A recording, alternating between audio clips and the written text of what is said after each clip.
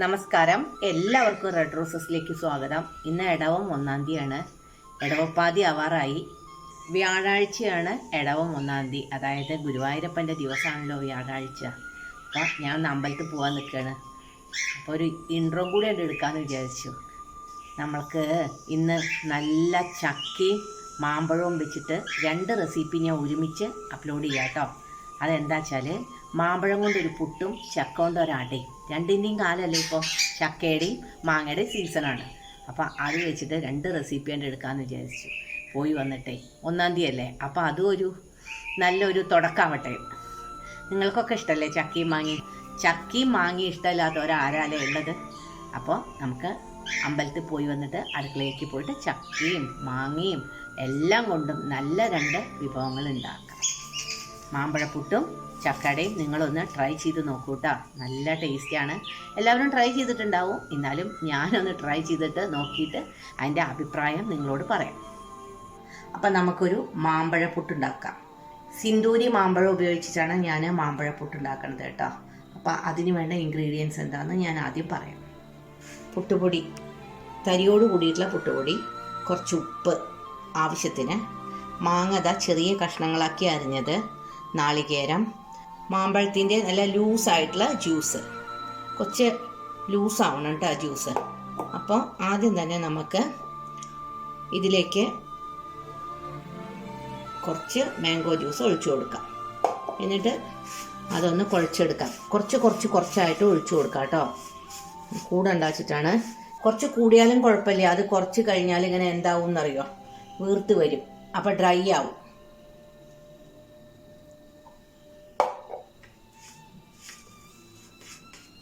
നല്ല ടേസ്റ്റി ആയിട്ടുള്ള ഒരു പുട്ടാണ്.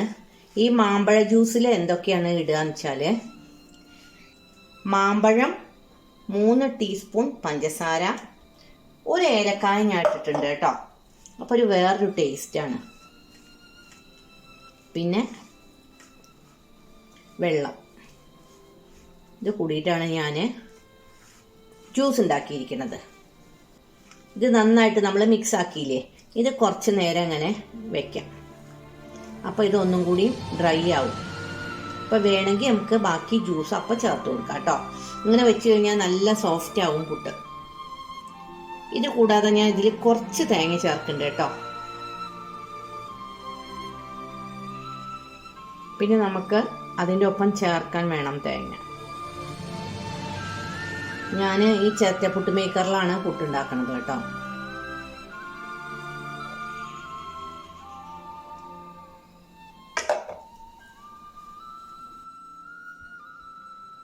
ഇതൊരു 10-15 മിനിറ്റിനെ ഇരിക്കട്ടെ. നമുക്കത് അടച്ചു വെക്കാം. അപ്പം നമ്മുടെ പുട്ടുപൊടി കണ്ടുവാ നന്നായിട്ട് വീർത്ത് വന്നു. ഇത്ര മതി കേട്ടോ. ഇതിലേക്ക് നമുക്ക് ആദ്യം തേങ്ങയുടെ പീരിട്ട് കൊടുക്കാം. പിന്നെ നമുക്ക് പൊടി ഇട്ട് കൊടുക്കാം. പിന്നെ കുറച്ച് നാളികേരം, പിന്നെ മാങ്ങ. പണ്ടൊക്കെ നമ്മൾ മാമ്പഴപ്പുട്ടൊക്കെ ഉണ്ടാക്കിയിരുന്നു അല്ലേ. ഇപ്പോൾ പുതിയ കണ്ടുപിടുത്തങ്ങൾ.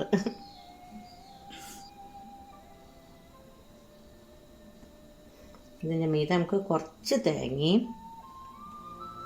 കുറച്ച് മാമ്പഴവും വെച്ച് കൊടുക്കാം.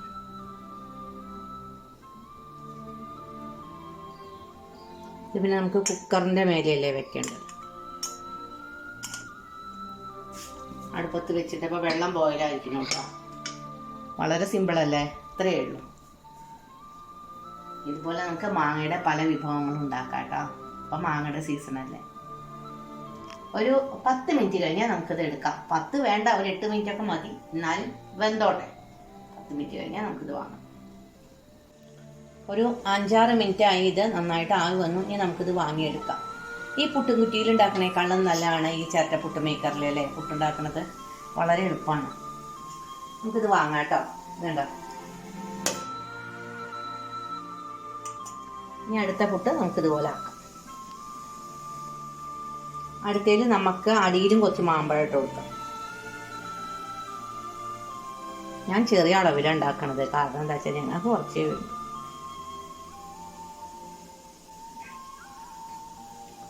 തേങ്ങ നമുക്ക് സമൃദ്ധിയായിട്ട് ഇട്ട് കൊടുക്കാം. അരിപ്പൊടി കുഴക്കണേൽ നമ്മൾ തേങ്ങ ഇട്ടുമല്ലോ, അപ്പം നല്ല ടേസ്റ്റ് ആവും കേട്ടോ അത്.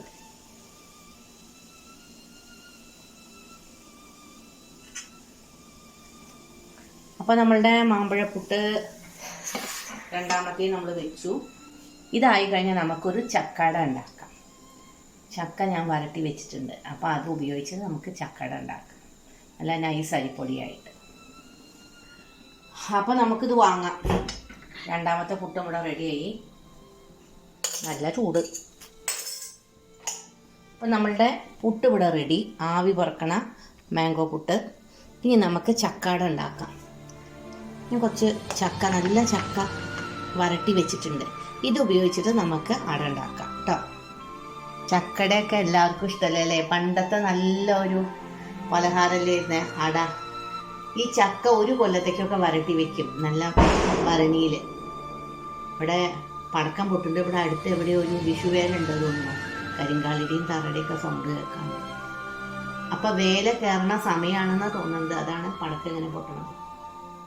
അപ്പം നമുക്കിനി അട ഉണ്ടാക്കാൻ നോക്കാം. നമുക്ക് ചക്ക വെച്ചിട്ട് ഒരു അട ഉണ്ടാക്കാം. ചക്കട എന്ന് പറയും. അതിന് വേണ്ടിയിട്ട് ഞാൻ കുറച്ച് വെള്ളം ബോയിൽ ചെയ്ത് വെച്ചിട്ടുണ്ട്. ഇതിൽ കുറച്ച് ഉപ്പിട്ടിട്ടുണ്ട്. ഇനി കുഴക്കണ പൊടിയിൽ നമുക്ക് കുറച്ച് ഉപ്പിടാം. അപ്പോൾ നമുക്ക് ഈ വെള്ളം ആദ്യം കൊണ്ട് എടുക്കാം. ഈ ഒരു കപ്പ് കൊണ്ട് 2 കപ്പ് പൊടിയാണ് ഞാൻ എടുക്കുന്നത് കേട്ടോ. ഇതിലേക്ക് ഞാൻ ആദ്യം തന്നെ ഒരു സ്പൂണ് നെയ്യ് ഒഴിച്ചു കൊടുക്കുന്നു. കുറേശ്ശെയായിട്ട് വെള്ളം ഒഴിച്ചതിന് ശേഷം നമുക്കത് കുഴച്ചു കൊടുക്കാം.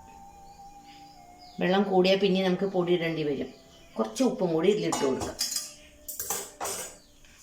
വരട്ടി വെച്ച ചക്ക ഉണ്ട്, ആവശ്യത്തിന് തേങ്ങയുണ്ട്. ഞാനിവിടെ 2 ആൾക്ക് ഒരു 4 അടയാണ് ഉണ്ടാക്കണത്. ഇല ഞാൻ വാട്ടി വെച്ചിട്ടുണ്ട്, ചെറിയ പീസുകളാക്കിയിട്ട് ഇല ഞാൻ വാട്ടി വെച്ചിട്ടുണ്ട്. അപ്പോൾ അതിൻ്റെ പണിയൊക്കെ ഞാൻ റെഡിയാക്കി വെച്ചിട്ടുണ്ട്. കുറച്ച് ഉപ്പിട്ടതിന് ശേഷം ഇത് കുഴച്ചെടുക്കും. വെള്ളം നല്ല ചൂടുണ്ടേ, അപ്പോൾ അത് കുറച്ചായിട്ട് ഒഴിച്ചിട്ട് ഇങ്ങനെ ഒരു കൈയിലോണ്ട് മിക്സാക്കാനേ പറ്റും. തണുത്തതിന് ശേഷം നമുക്കിത് കൈ കൊണ്ട് മിക്സാക്കി എടുക്കാം. എപ്പോഴും ഒന്ന് കുറച്ച് ചൂടുവെള്ളം ഒഴിച്ചിട്ട് ഇതൊന്ന് അടച്ച് വെച്ചാൽ അത് നല്ല പദം കിട്ടും. 1-2 പ്രാവശ്യം ഞാൻ ചക്ക വരട്ടിയത് ഞാൻ വീഡിയോ അപ്ലോഡ് ചെയ്തിട്ടുണ്ട്. അപ്പോൾ നിങ്ങൾക്ക് അത് എൻ്റെ ചാനൽ സെർച്ച് ചെയ്താൽ കാണാൻ പറ്റും. ഇതിപ്പോൾ വേണമെങ്കിൽ എങ്ങനെയാണ് ചക്ക വരട്ടണത് ഞാൻ നിങ്ങൾക്ക് പറഞ്ഞുതരാം. ചക്ക ആദ്യം വേവിക്കുക. വേവിച്ചതിന് ശേഷം അത് മിക്സിയിൽ നന്നായിട്ടൊന്ന് അടിച്ചെടുക്കുക. എന്നിട്ട് ശർക്കര പാവ് ഉരുക്കി അതിലൊഴിക്കുക. ഒരു വലിയ ചീനച്ചട്ടിയോ അല്ലെങ്കിൽ അടി കട്ടിയുള്ള പാത്രം അല്ലെങ്കിൽ ഉരുളിയോ എടുത്തിട്ട്, ഏറ്റവും നല്ലത് ഉരുളിയിലാണ് കേട്ടോ. ആദ്യം തന്നെ ഉരുളിയിൽ നെയ്യ് ഒഴിക്കുക.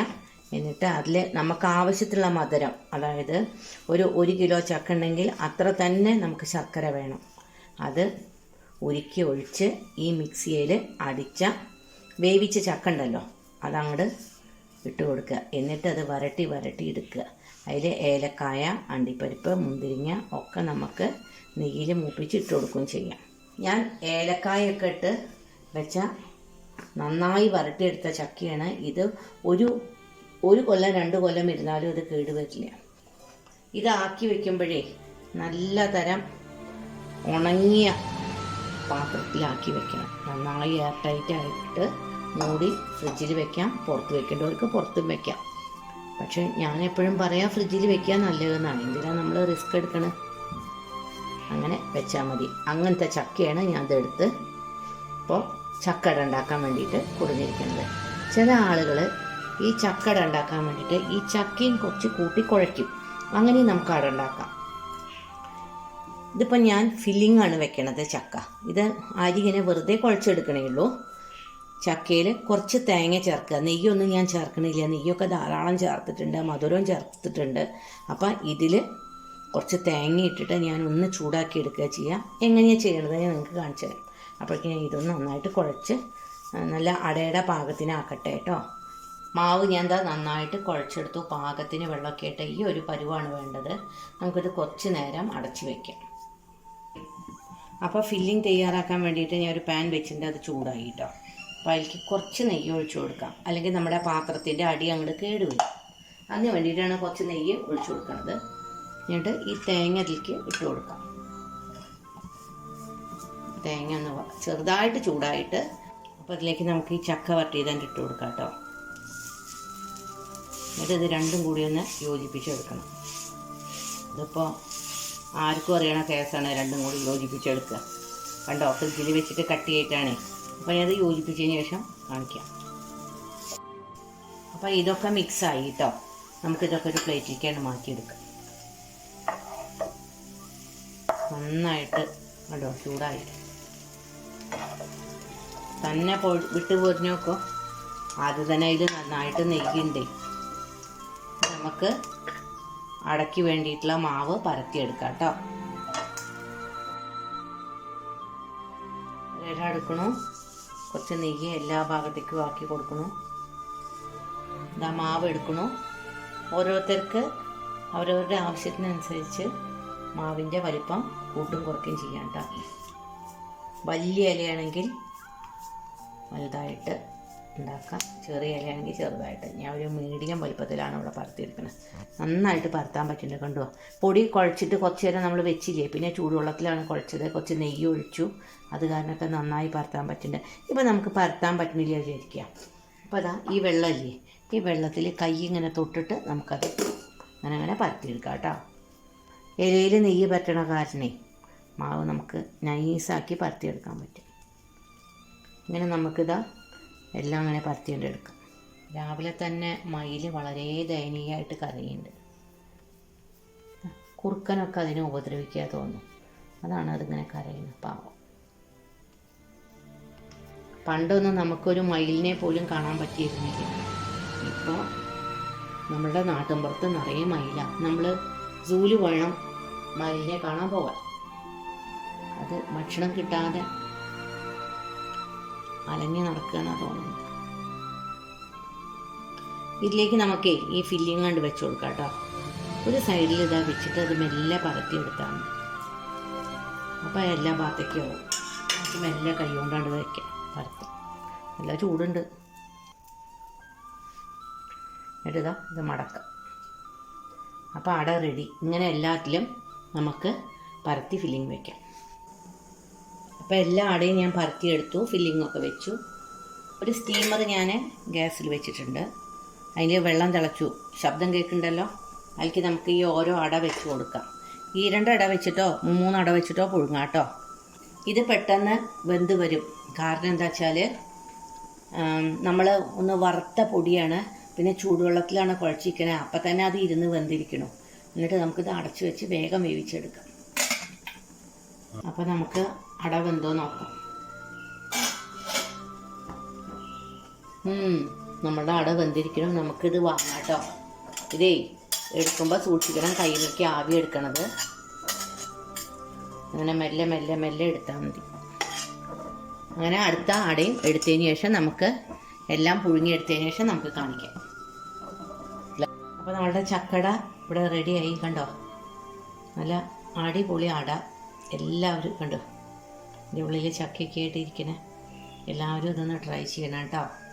ഭയങ്കര ചൂട്. അമ്പലത്തിൽ പോയി വന്നപ്പോൾ നന്നായി വേർത്തു. പിന്നെ അടുക്കളയിൽ നിന്നിട്ടുള്ള ചൂടും. നിങ്ങൾക്ക് എൻ്റെ റെസിപ്പി ഇഷ്ടപ്പെട്ടോ? ഇഷ്ടപ്പെടുകയാണെങ്കിൽ നിങ്ങൾ ഇനി എന്നെ പ്രോത്സാഹിപ്പിക്കണം. ഇനി നമുക്ക് നല്ല വീഡിയോ ആയിട്ട് അടുത്ത് തന്നെ കാണാം. എല്ലാവർക്കും ശുഭദിനം ആശംസിക്കുന്നു.